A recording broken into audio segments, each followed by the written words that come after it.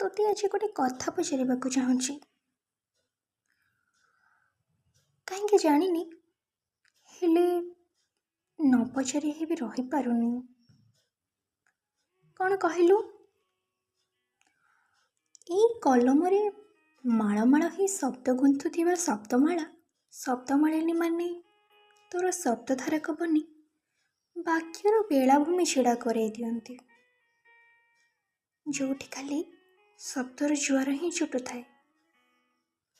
କେତେ କ'ଣ ଲେଖିଦିଅନ୍ତି ମ। କିଏ ପ୍ରେମର କାହାଣୀ ଲେଖେ, କିଏ କଷ୍ଟର ପ୍ରତିକ୍ରିୟା ପ୍ରକାଶ କରେ, କିଏ ସୁନ୍ଦରତାକୁ ବଖାଣେ, ତ କିଏ ଈର୍ଷା କରେ।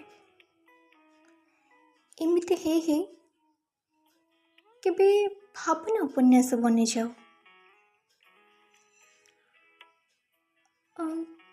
ଏତେ ସବୁ କିଛି କରିଦିଅନ୍ତି ତୋ ଉପରେ, ହେଲେ ମୁଁ କିଛି ମାତ୍ରାରେ ଭାବେ କେବେ ସେ କିଛି ମାତ୍ରାକୁ ପୂର୍ଣ୍ଣତାର ସାଫଲ୍ୟତା ରଙ୍ଗ ଦେଇପାରେ ନା। କ'ଣ ପାଇଁ? এই ଉତ୍ତରଟା ମୋତେ ଦେଇଦେ।